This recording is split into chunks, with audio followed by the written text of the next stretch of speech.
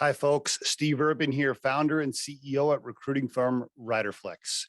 If you enjoyed today's guest interview, please give it a like and be sure to subscribe to the Riderflex podcast. And now, a quick word from our sponsor. Try the #1 marketing platform for small business. Everything you need from design to marketing to CRM. Learn more at marketing360.com. Marketing 360. Fuel your brand.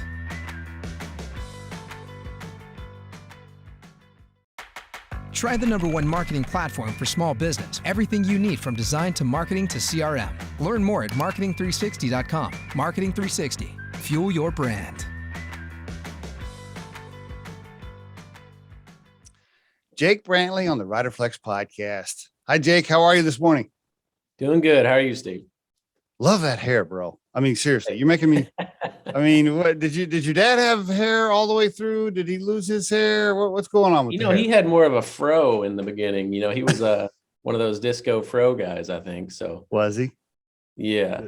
No, I kind of started the whole long hair trend in our family. I think our co-founder, my brother, he's got long hair too now. But if you really want to give him a hard time, just tell him he copied me.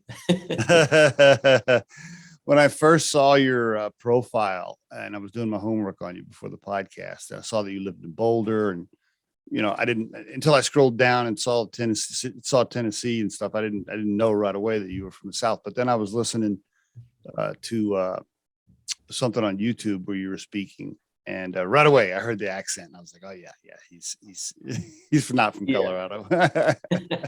Yeah, the accent stands out, and it's not always a good thing in a professional business. I'll tell you that much. Well, I think it's attractive. I think it gives you color and flavor and flair, and it makes you sound different, so you're not so boring like some of these people that pitch their businesses. I think it's cool. I think it helps investors remember you. I think it helps people remember who you are. I think it's great, just so you know. Hey, I appreciate that. It's been actually for a long time, I think I subconsciously started trying to get rid of it. Because I was in the nuclear industry before I did any of this stuff. And, when I first started, I moved around the country working a little bit, and I would, I went into a meeting and I started talking about pipe supports. And I say pipe very, I really articulate pipe now, because I went in talking about pipe supports, and everybody's looking at me and they're like, what are you talking about? And I said, pipe supports. And they're like, pop? Like, they thought I was taking on my drink holders or something. And I finally had to put a Y into that word for everybody to understand me. Isn't it interesting? Now that you mention it, I think I went through a phase. I grew up in Oklahoma, and my grammar, my speech was, not perfect, still isn't. And I moved to Connecticut, and I worked in Connecticut and New York for a while when I was in my 30s. And same thing, I tried to sound different. I tried to kind of be different. I got over that. Now I'm just like, this is who I am. Yeah. What it is. Get a little experience and confidence under your belt, and then you can just kind of let it all, you can take the boy out of the country, but you can't take the country out of the boy. That's right.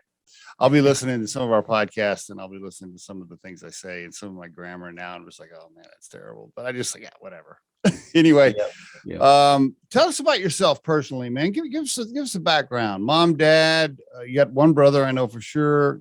Where you grew up. Give us some early history stuff, if you don't mind. Yeah, we actually grew up. And like I said, my brother is my co-founder. We've actually founded 3 companies together. The second one never really took off. So a couple companies together. But yeah, we grew up in backwoods Tennessee, East Tennessee. Whereabouts? So give us a little. Well, I'll tell you, adjacent towns don't even know where this town is, but it's called Paint Rock, Tennessee. Paint Rock, Tennessee. Population what? 200? That's pushing it probably. But that town, when we grew up in it, was the highest meth per capita in the United States. Even more than West Virginia. I know that West Virginia is like super. At the time, that was our claim to fame. Now it might have changed a little bit since then. They've cracked down a little bit, but rough little country town that nobody knows about is where we came from. How many people in your graduating class, high school? We actually, that's a funny story. When I was in, I believe, 2nd grade, my brother was in 5th or so. we looked around at our peers and we looked around at the people in this town, and we just went to our mom and we're like, hey, if there's anything you can do to get us out of here, we'd appreciate it. and we pleaded with her, and she actually delivered. She sent us over to a town of population about 1,000, a much bigger town. When we graduated high school over there, I think the graduating class was, it was in the hundreds. Oh, okay. Like All right. All right. Yeah. All right. Very good. Was your mom single? Was she? Yeah. Divorced parents from the get-go for me. Yeah. Are you the younger brother then? Yes. I see. Okay. And you and your brother. All right. So you were little when your mom and dad got divorced. Okay. Any other siblings? Yeah. I got a little sister. She's about the same age difference. I'm the middle kid. A little sister, she's about 2.5 years younger than I am, and a couple step brother and a stepsister. And the are those because your dad remarried or your mom remarried? How'd that work? Mom remarried. Okay. Yeah. Very good. And is your mom still married to that same dude now? Yeah, she is. Yeah, they've had a happy marriage for the last 25, 30 years. Is he cool? He's a good guy. You were okay? Oh, with yeah. him? Yeah, I learned a lot from him. Yeah, I think they got married when I was 10 or 11, and that guy's got deep South, in his blood. So all the greatest Southern values, I think I got a lot of those from him. And he took on you and your brother. So he married your mom, took on a couple of stepchildren, which is not an easy thing to do. And he had kids from his first marriage too, or no? Yes, the two from his previous marriage. Okay, yeah, that's a tough job. People cruise past that, sometimes fast when they're telling me about their background. But I know because I was a step parent, and when my wife and I met, we both had two each from our first marriage. That's not easy. Yeah, I can imagine. For sure. It's not easy. Okay. So, and then your dad, what did he remarry? What's up with your dad? Your real dad? He remarried once. My real dad, he's awesome. He's a great leader. He's a hard worker. I get a lot of my grit from him. But right now, we moved back into town. He's about 5 minutes down the road. So we see him all the time, and he's granddad, especial now. Okay. What did he do for a living? So he's been a distributor his whole life. So he did Merita bread actually in the get-go. Okay. And then he started his own distributorship because he just doesn't like working for other people. And he started a Little Debbie cake distributorship. So really, that's pretty cool. I spent a lot of my childhood running Little Debbie's across the state of Tennessee and loading cases. And are you serious? Oh, so you were 17, 18, 19, whatever, you're driving the little trucks doing deliveries? Oh no, I'm 12, 14, 16 with him slaving away with Little Debbie's. That's pretty cool. Does he retire or does he still got the business going? Oh, he's still going. He's still pushing it. Is he? Wow. Okay. All right. Very good. And he lives 5 minutes from you. And your mom, does she live close too? About 20 minutes. Yeah. That's pretty cool. Everybody lives close. And your brother too. Huh? Everybody's near. My brother lives down. I live on the river right here in East Tennessee. My brother actually lives about 12 minutes downriver. Down and upriver. There's 3 rivers that all join in to our town right here. Okay. And if you go down the river and back up the river, you'll be at my brother's house right there on the river. I love it. Okay, I love it. I love that. I go to work sometimes on my jet ski. Are you serious? Serious? Yeah, it's pretty nice. Oh, I love that. Okay, very good. And how about you? You married, kids, partners? What's going on? Married, got one little boy. He's turning 2.5 next week, and I got another one on the way in about a month. Congratulations. Yeah, I appreciate that. Congratulations. Okay. Yeah, nothing better than that.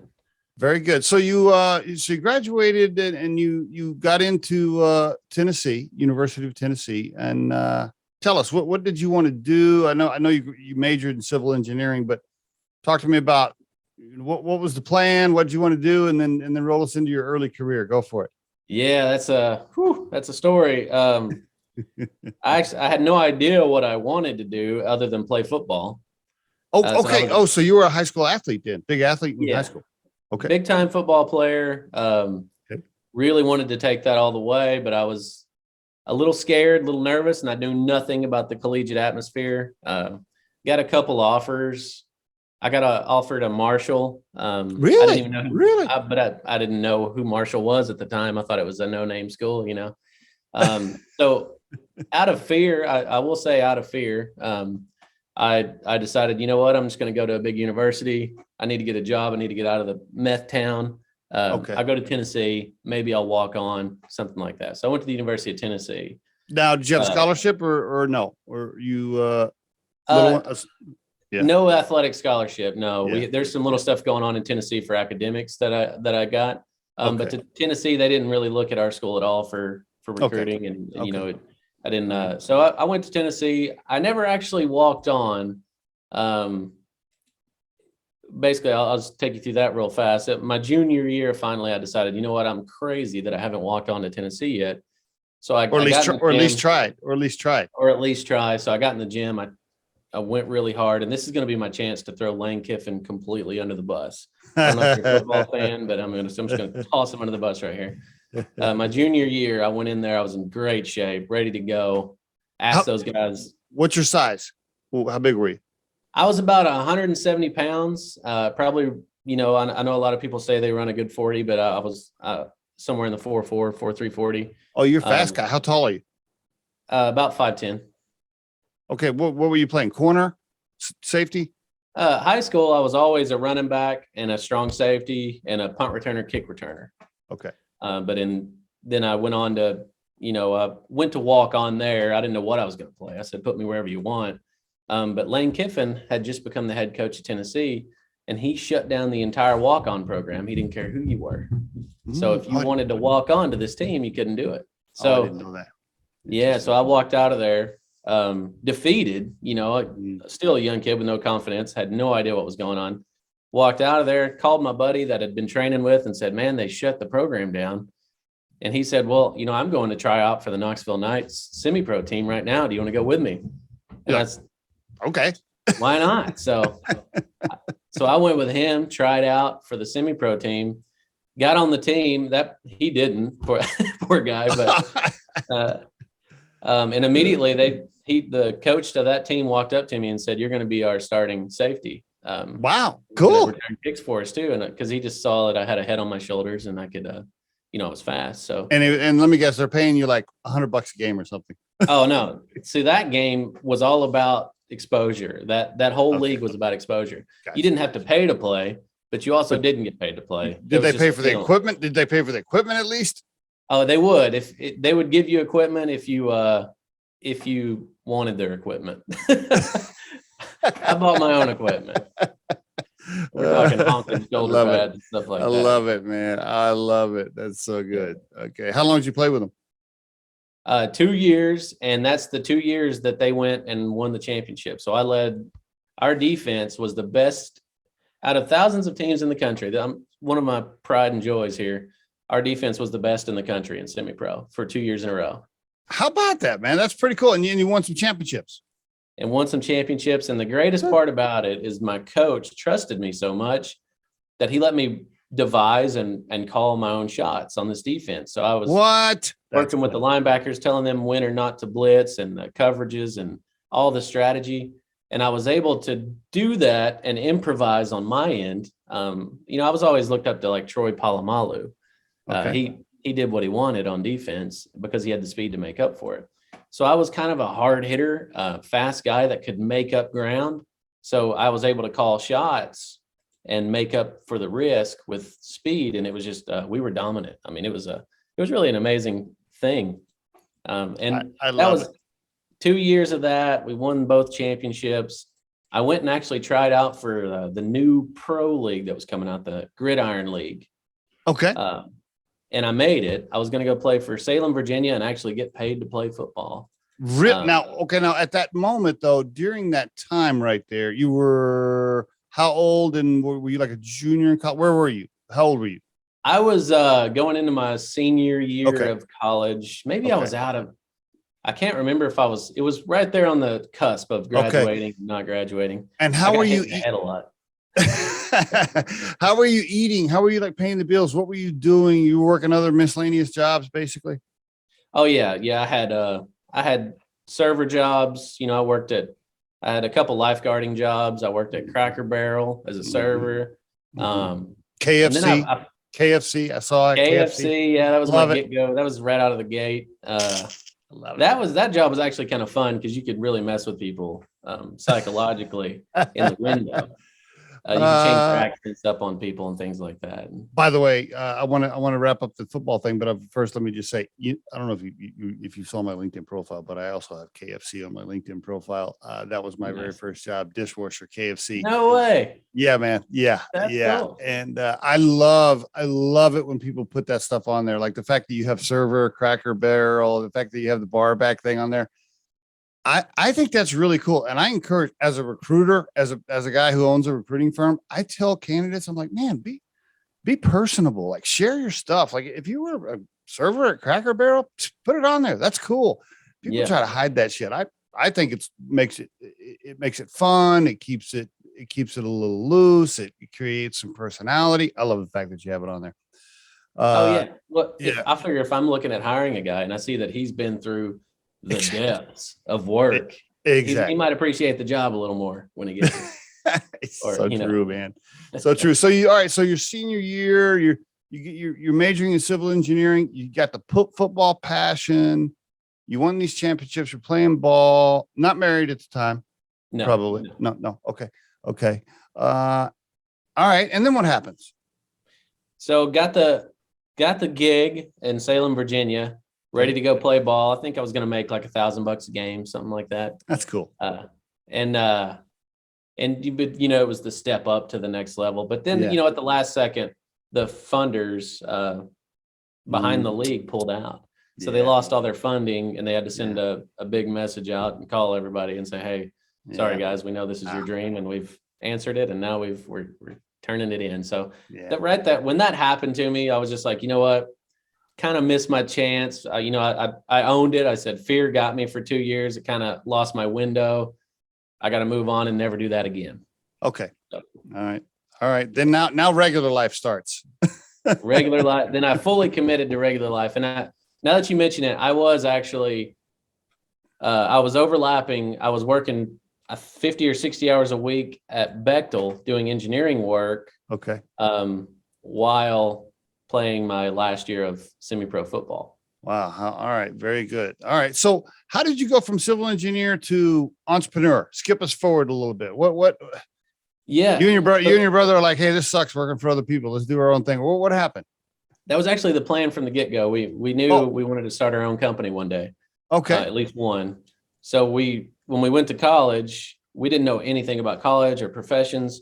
All we knew is that our dad told us you need to either be a lawyer, a doctor, or an engineer.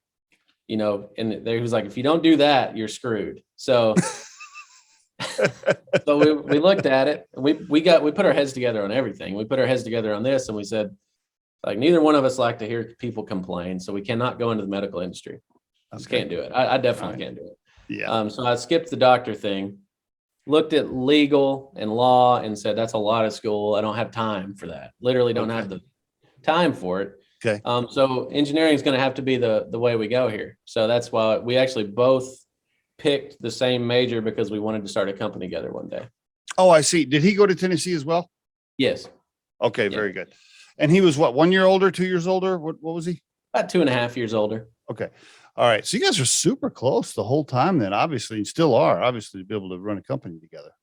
Yeah. It's been kind of a survival thing for us. That's how we got through. It's putting our heads together and running. So, okay. All right. So you're doing, and then how did you, so you the whole time you're like, man, let's start a business together. You said you did a couple of businesses. Walk us through, and this is before Mindpass. Walk us through those really quick, if you don't mind.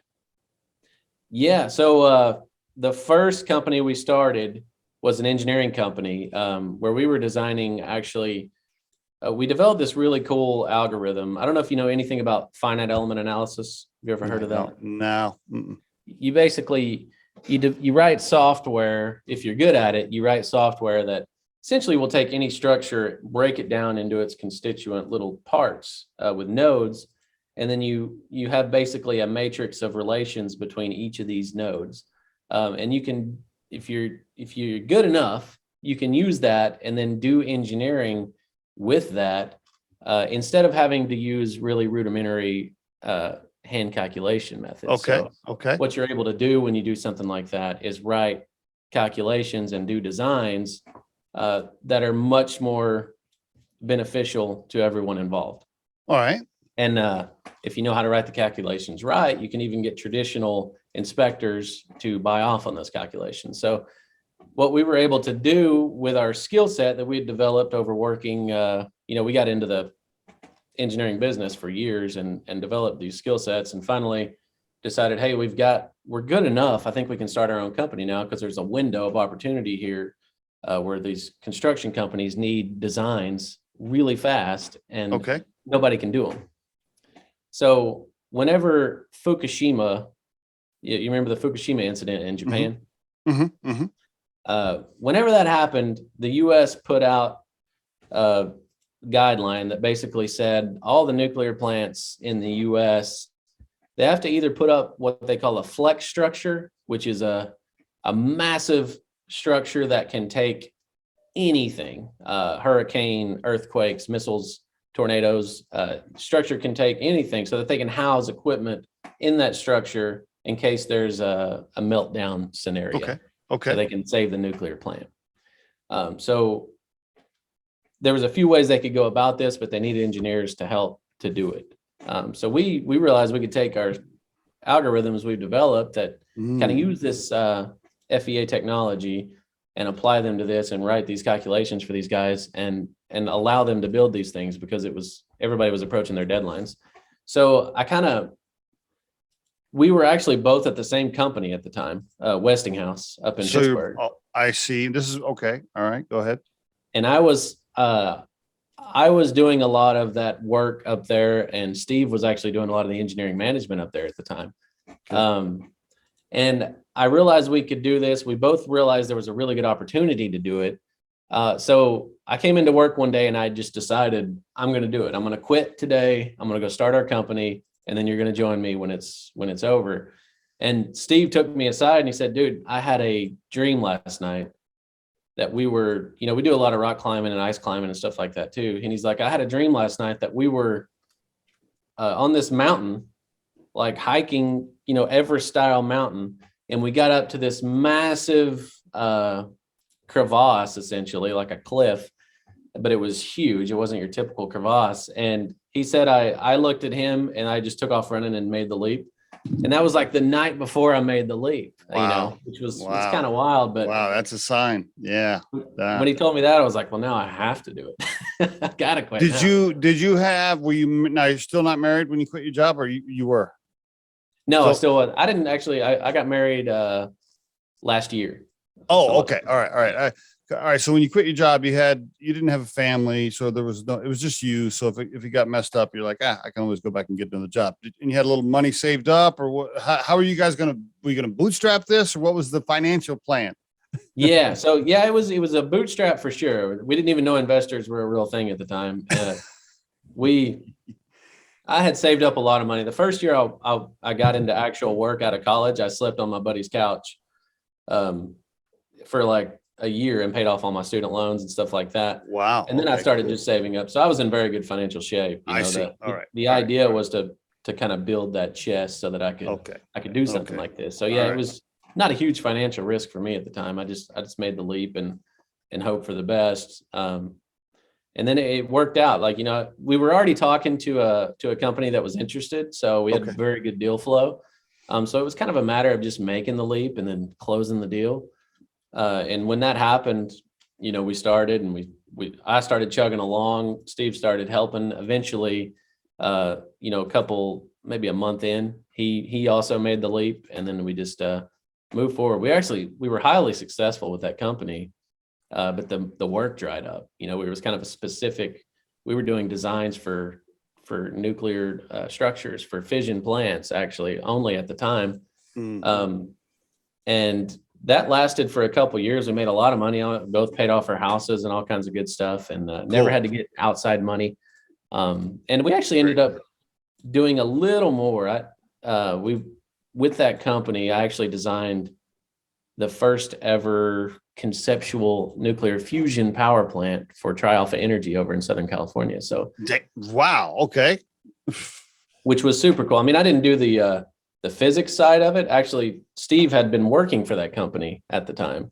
And I was still running our company, and they needed engineering work. And he said, well, I know the best guy in the country to do it. And that kind of a neat story. I was in Portland, Oregon, when they were looking for a new engineering firm. And he was in Southern California, and he called me and he said, I think I got an opportunity here for you. I'm going to set up a meeting and you just got to close it. So he called me and told me that. And I was like, all right. So I downloaded a book on fusion on the audio, and started driving from Portland, like an hour after that call. And when I pulled up into his driveway in Southern California, the book ended. And then I had the meeting the next day. So how about that? I closed that deal, and that's one of my I took a lot of pride in that job. It was pretty cool. And okay, very good. So you guys made some good money, learned a lot running Brantley Industries. Now you're full-blown entrepreneurs. You've tasted what it's like to own your own company. Working for somebody else now is like, but you're like, okay, we're never going to do that again. Yeah. Steve had to do that again. And Steve has had a family for a lot longer than me. So he was actually doing that already. And he was like, man, I got to get out of this. Yeah. I got to get out. Yeah. But it was going great. It was actually going really good. It was actually kind of hard to recruit him back into my world after that, because they liked him so much, and he liked the work, And he had risk. When you got a wife and kids, it's a little scarier to jump off into an entrepreneurial thing, right? Right. So, yeah. Oh, how'd you guys come up with Mindpass? Let's get into Mindpass. Let's do this. Why don't you give us like the 3-minute elevator pitch as Mindpass is today? Tell the listeners what it is, and then you can kind of go back and tell us how it got started. But give us the overview real quick, if you don't mind. The overview, yeah. So, have you had to reset a password in the last month? How about like every day? It seems like every day, right? Very, very common problem that affects everyone who uses the internet. Now, everybody knows that's a problem that needs to be solved. How do you solve it? Well, there's actually been a lot of studies on this. And the studies say that whatever the real solution is, it actually does need to be a knowledge-based authentication. There's a lot of stuff out there, like there's biometrics, there's, two-factor authentications. All of those things are great in support when it comes to authentication. But in reality, when you look at it, passwords control 100% of the infrastructure online. It's like that for a reason. So we saw that and we realized, hey, there's an opportunity there. We work with 3D. We're like experts in 3D, and there's literally another dimension of entropy when it comes to 3D. Mm-hmm. And in this environment, entropy equals security. So we realized pretty quickly, hey, we could take real life rooms, give you options of stuff to pick in those rooms, and you're going to get at least 1,000 times more security than you would have got from a password, and it'll be way easier to remember.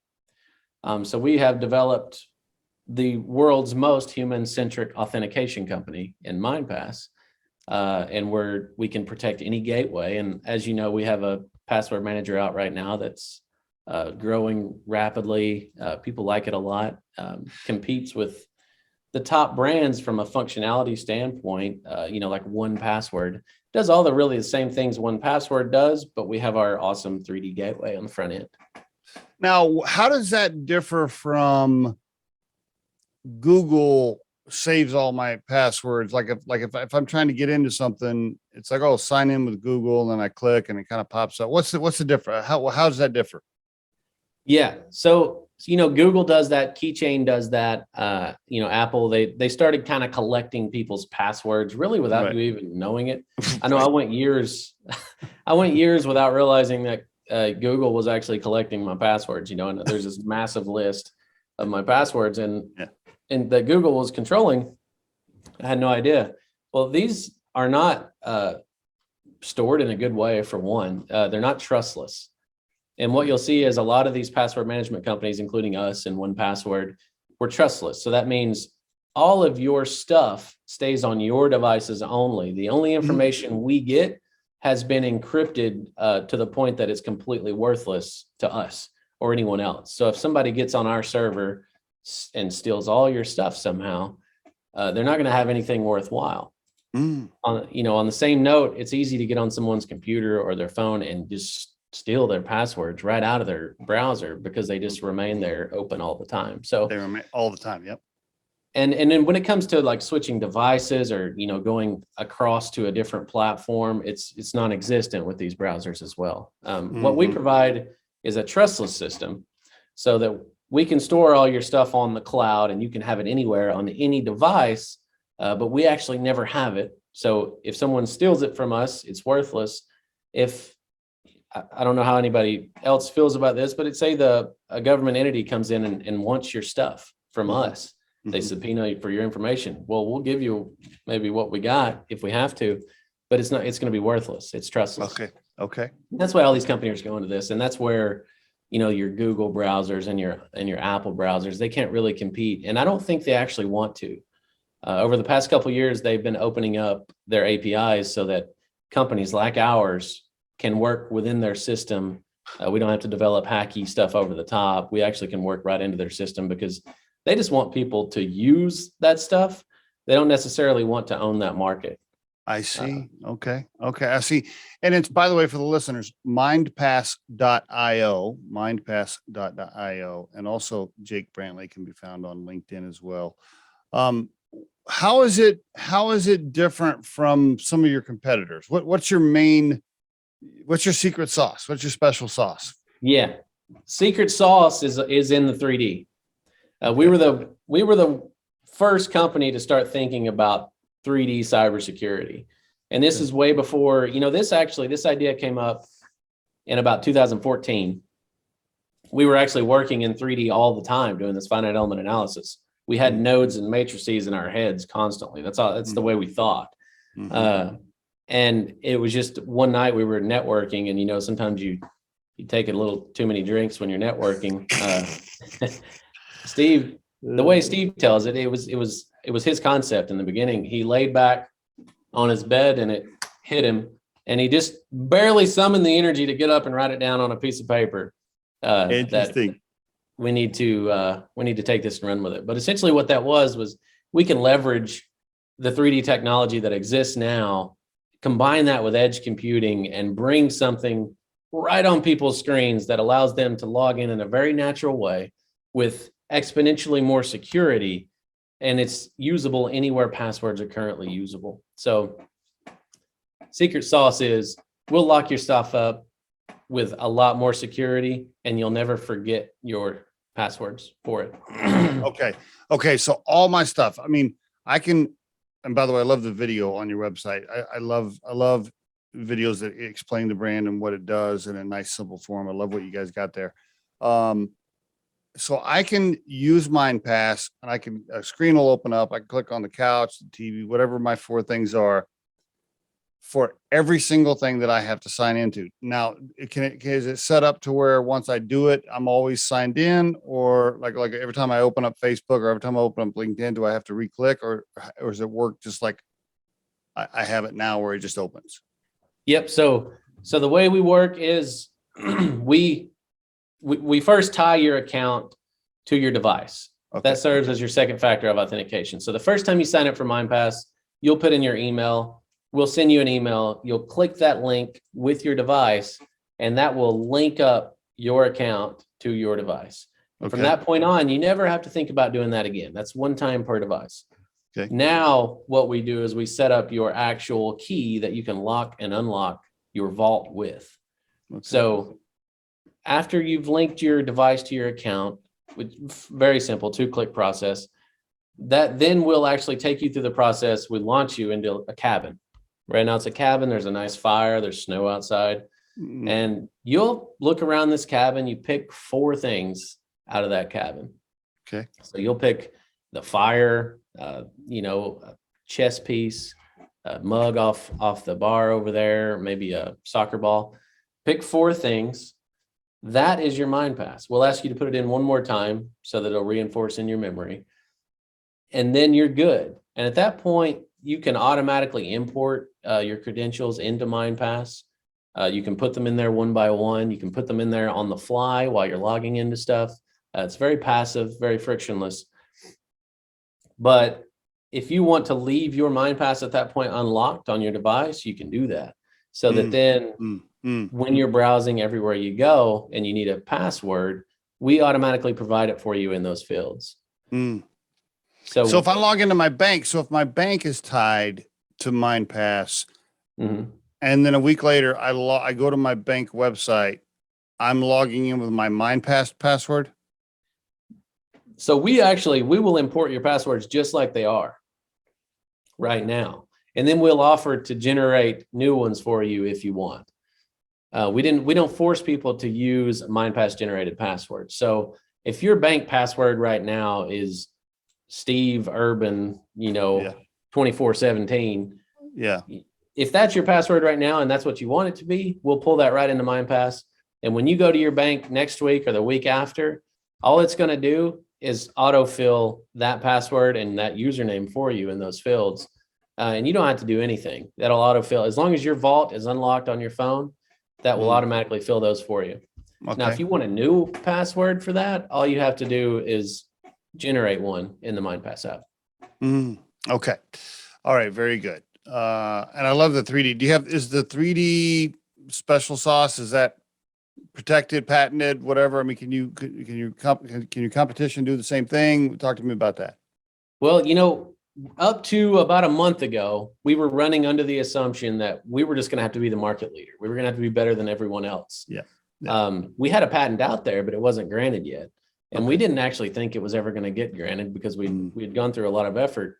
But about a month ago, we received notice from the patent office that we actually got our patent. So Mindpass now owns most of this 3D authentication approach in general. How about that? Protects our product really well, as much as a software patent can. And then it also protects a lot of other things involved with 3D authentication. So we were very excited when we got that news. Oh, that's a major win. I mean, that's a huge victory that could pay huge dividends. Did that cost you a lot of money legally to get that done? Well, in the beginning, I may do a little too much sometimes, but I actually studied a lot. I went to a lot of meetings about patents and how to submit them and things like that. And I wrote the thing myself in the beginning. Wow. All right. First wrote the provisional and then wrote the follow-on patent. And then I actually got a really good lawyer in Boulder to look at this for me. Okay. And before it went in, and he said, this looks great. What legal firm did you work with? And I was like, I don't know. Did he actually read it or what? So that's been in there for, years. It took us 4 years to get this patent. And we worked with those guys a lot, back and forth with the patent attorney, with the actual investigator, the patent reviewer. And then recently we kind of hit a wall. We're like, we don't know what else to do to get this thing to push through. So we called that lawyer in Boulder again. And we're like, hey, you reviewed this for us a long time ago. You liked it. We'd really need your help. We just want to get this pushed through.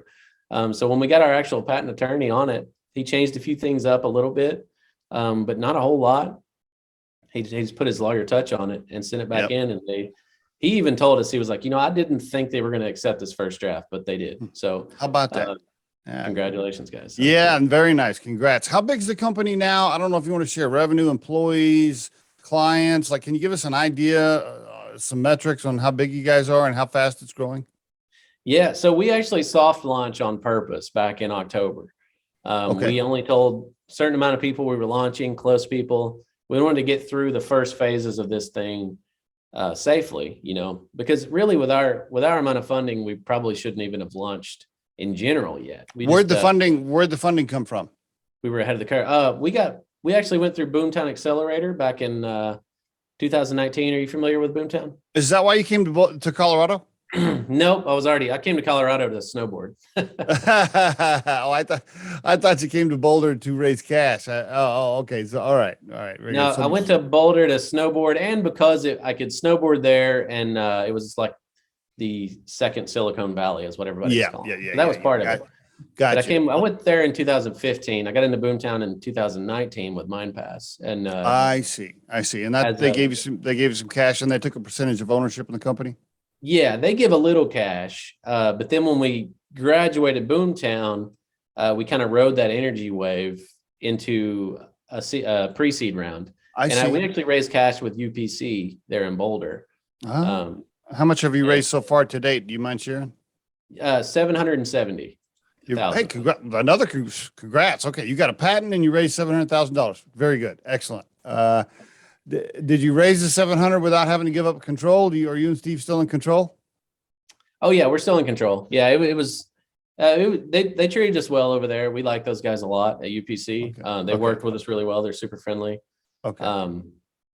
And it's actually funded us through the first tranche of this. It's a hard problem when you're trying to take cutting edge 3D, leverage edge computing, and bring it to everybody in a passive way. It's a very difficult problem. So it's allowed us to get through that. You soft launched in October though, and now you are producing revenue, and people are signing up, paying for the service. And can you walk us through the model? Like, if as a consumer, how do I pay for it? What's the cost? Can you and how do you make money? Give us a little overview. Yeah. So if you want to use Mindpass, you just look on your phone, any device, iOS, Android, desktop, Mac. We have apps for all those devices. Get the app.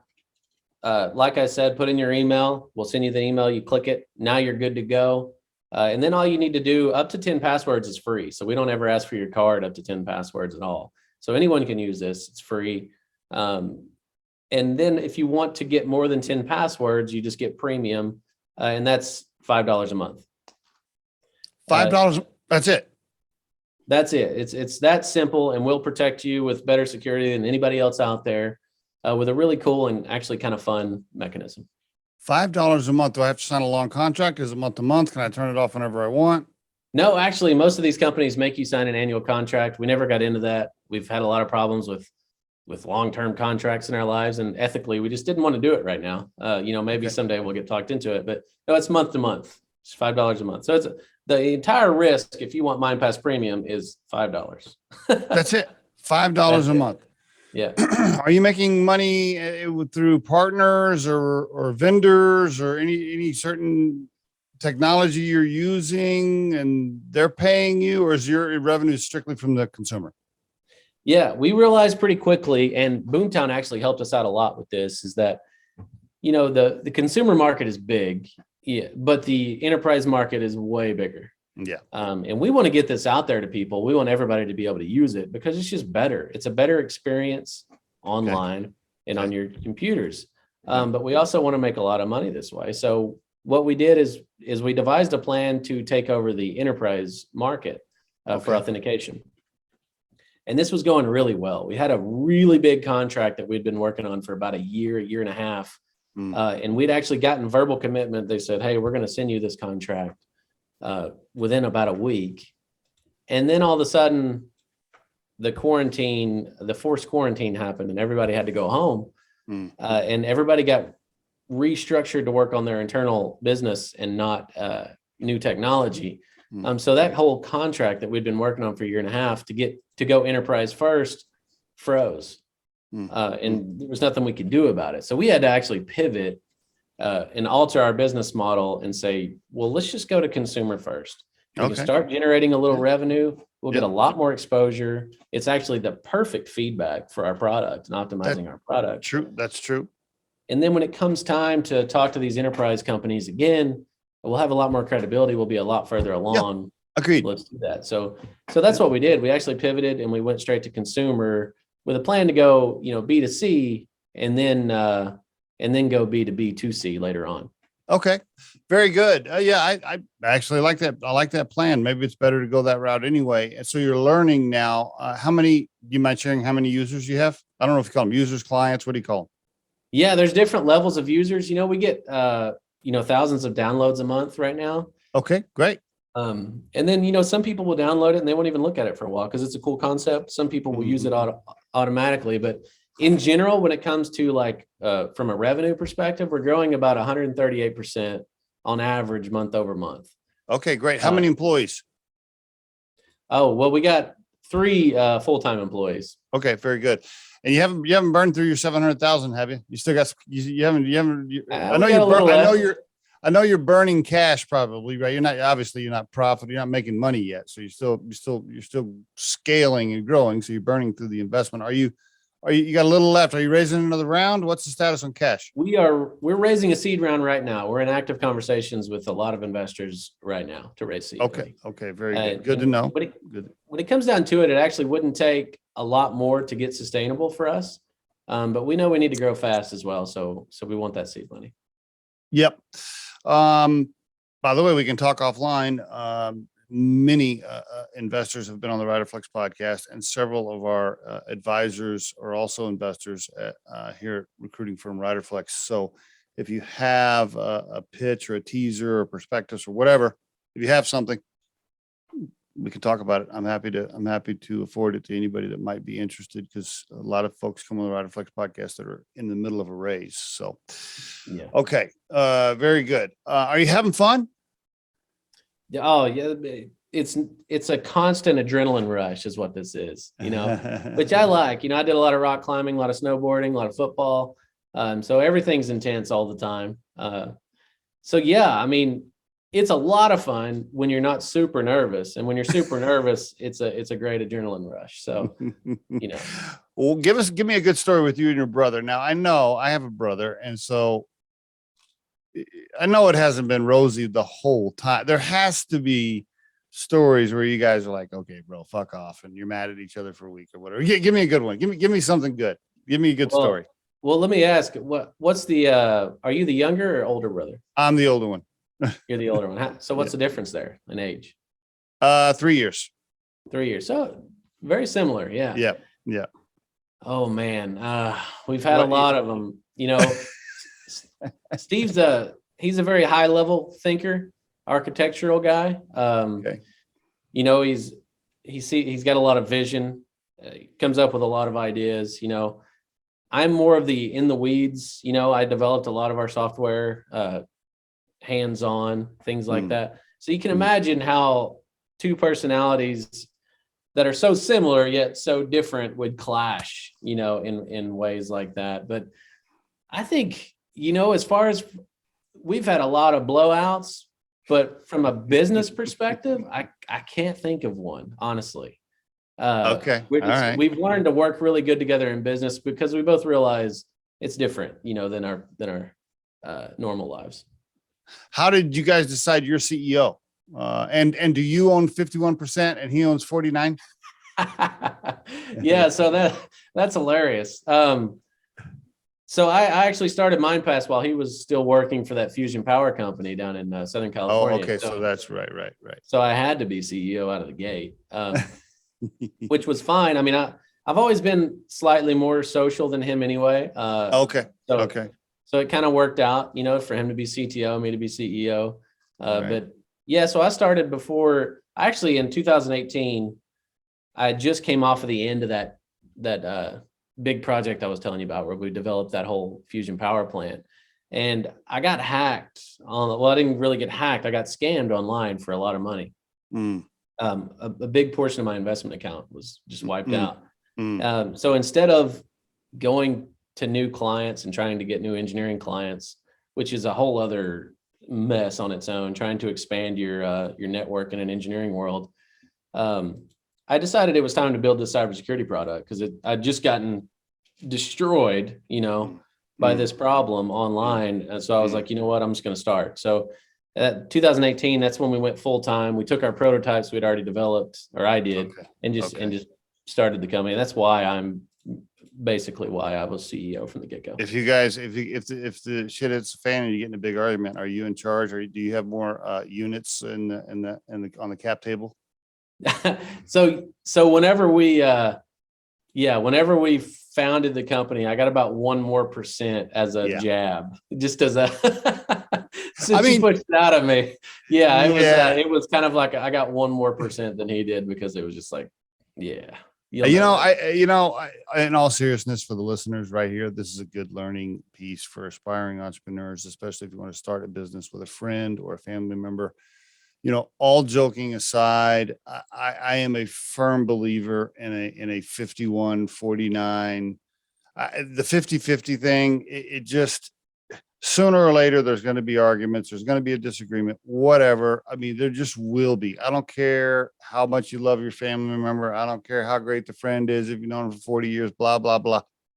You better have a little bit of separation on your cap table for messes, because it's going to happen. I highly recommend it for the listeners. So I did it Jake, I did it for fun, not as much as a good plan.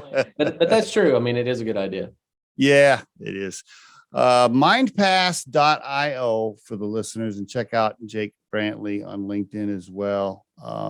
Congratulations, man, to you and Steve for everything you've done. The patent is probably going to be a huge payday somewhere down the road. That's a big win.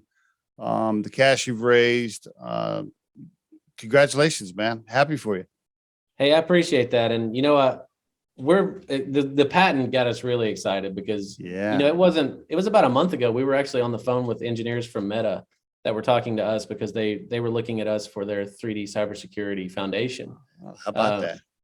And they even asked, like, are you interested in acquisition or something like that? And we said, well, we're interested in all options, but it was like 5 days later that their stock tanked 30%. So now they're also circling the wagon. So I wouldn't sell yet. I think I'd play it out for a little longer, because you may have a bigger payday here down the road.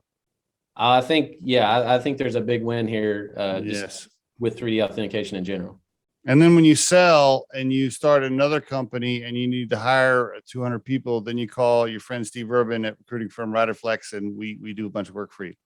That's right. Absolutely. Jake, thanks so much for being on the Riderflex podcast, man. I appreciate it. Hey, thanks, Steve.